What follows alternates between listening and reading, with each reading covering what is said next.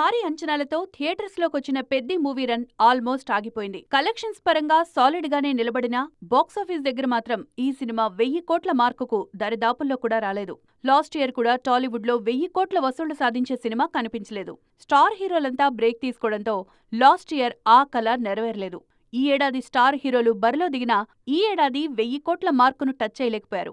ప్రస్తుతం టాలీవుడ్ అప్కమింగ్ లిస్ట్లో కేవలం ఒక్క ఫౌజీ తప్ప ఆ రేంజ్ మూవీ మరొకటి కనిపించడం లేదు. హను రాఘవపూడి దర్శకత్వంలో పాన్ ఇండియా స్టార్ ప్రభాస్ నటిస్తున్న ఈ పీరియాడిక్ వార్ డ్రామాపైనే అందరి ఆశలు ఉన్నాయి. కానీ ఈ సినిమా కూడా అసలు ఈ ఏడాది రిలీజ్ అవుతుందా లేదా అన్నది అనుమానంగానే మారింది.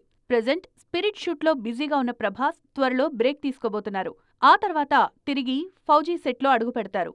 డిసెంబర్లో ఈ మూవీని రిలీజ్ చేసేందుకు ప్లాన్ చేసుకున్న fauji team dead line reach అయ్యేందుకు అన్ని రకాలుగా ట్రై చేస్తోంది. కానీ ప్రభాస్ ఎంతవరకు డేట్స్ ఇస్తారు అన్నది చూడాలి. మన టాలీవుడ్ పరిస్థితి ఇలా ఉంటే పక్క ఇండస్ట్రీలైన బాలీవుడ్, శాండిల్వుడ్ లో మాత్రం బాక్సాఫీస్ దద్దరిల్లే అవకాశాలు స్పష్టంగా కనిపిస్తున్నాయి.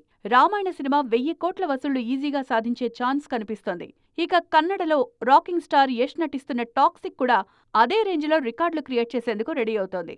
ఈ ఏడాది టాలీవుడ్ కు ఛాన్స్ మిస్ అయినా బాలీవుడ్, కన్నడ సినిమాలు మాత్రం 1000 కోట్ల వసూళ్లతో ఆ లోటును తీర్చేలా కనిపిస్తున్నాయి.